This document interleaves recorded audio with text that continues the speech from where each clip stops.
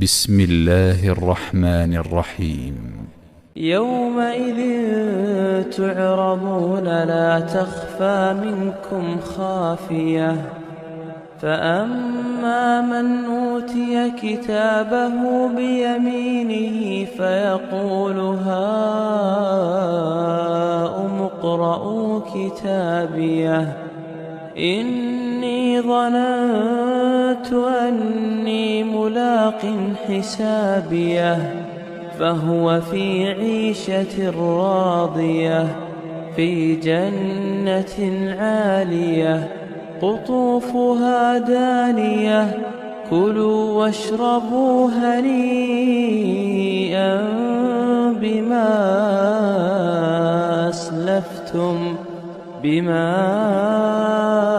أسلفتم في الأيام الخالية.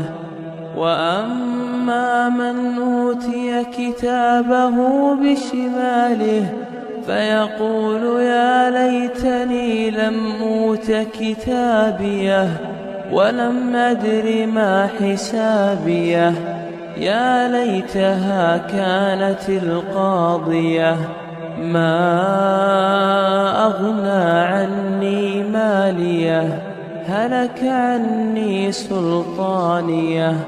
خذوه فغلوه ثم الجحيم صلوه، ثم في سلسلة ذرعها 70 ذراعا فاسلكوه، إنه كان لا يؤمن بالله العظيم ولا يحض على طعام المسكين، فليس له اليوم هاهنا حميم ولا طعام إلا من غسلين لا يأكله إلا الخاطئون.